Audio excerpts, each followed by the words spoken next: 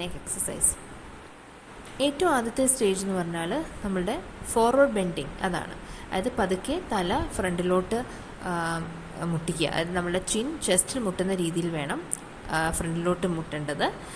അത് പുറകിലോട്ട് എത്രത്തോളം നമുക്ക് കംഫർട്ടബിളായിട്ട് ബാക്കിലോട്ട് തല ആക്കാം, അത്രയും ബാക്കിലോട്ട് ആക്കുക. അപ്പോൾ അങ്ങനെ ഫോർവേഡ് ആൻഡ് ബാക്ക്വേർഡ് ബെൻഡിങ് ആണ് ഏറ്റവും ആദ്യത്തെ മൂവ്മെൻറ്റ്.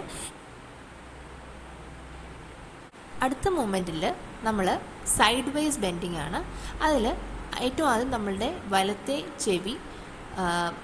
വലത്തെ തോളിൽ മുട്ടുന്ന രീതിയിൽ, അതുപോലെ തന്നെ ഇടത്തെ ചെവി ഇടത്തെ തോളിൽ മുട്ടുന്ന രീതിയിൽ, അങ്ങനെയാണ് സൈഡ് വേ ബെൻഡിങ് ചെയ്യുന്നത്. ഇവിടെ ശ്രദ്ധിക്കേണ്ട ഒരു കാര്യം, നമ്മൾ തല എത്രത്തോളം നമുക്ക് മുട്ടിക്കാൻ പറ്റുമോ അത്രയും ചെയ്താൽ മാത്രം മതി. അല്ലാതെ ചെവി തോളുമായിട്ട് മുട്ടാൻ വേണ്ടി തോള് പൊക്കി ചെയ്യരുത്. തോള് അതേ പൊസിഷനിൽ തന്നെ ഇരുന്നിട്ട് ചെവി മുട്ടിക്കാൻ നോക്കണം. അപ്പോൾ മുട്ടിക്കാൻ പറ്റിയില്ലെങ്കിൽ അത് കൂടുതൽ ഫർദർ നമ്മൾ ചെയ്യുമ്പോൾ ഓരോ ദിവസം ആവും തോറും അത് അതിൻ്റെ എക്സ്റ്റൻഷൻ നമുക്ക് കൂട്ടിക്കൊണ്ട് വരാം. പക്ഷേ തോളൊരിക്കലും പൊക്കാൻ പാടില്ല, അധികം സ്ട്രെയിനും അതിനുവേണ്ടി ചെയ്യാനും പാടില്ല.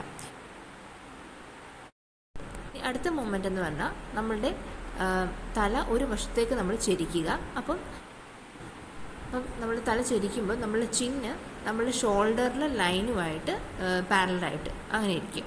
അപ്പം നമ്മൾ ഇതുപോലെ നെക്ക് മസിൽസിൻ്റെ ടെൻഷൻ കുറയ്ക്കാൻ വേണ്ടി ഇത് സഹായിക്കും.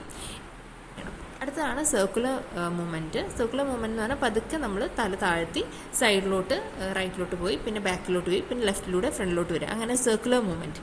അതുപോലെ അതൊരു റൗണ്ടാണ്. അതുപോലെ തന്നെ ഓപ്പോസിറ്റ് ഡയറക്ഷനിൽ പോയാൽ, ആൻറ്റി ക്ലോക്ക് വൈസ് ഡയറക്ഷനിൽ പോയാൽ അടുത്ത ഒരു മൂവ്മെൻറ്റ്. അതുപോലെ ഓരോന്നും 5 ടൈംസോ അതോ 10 ടൈംസോ റിപ്പീറ്റ് ചെയ്യേണ്ടതാണ്.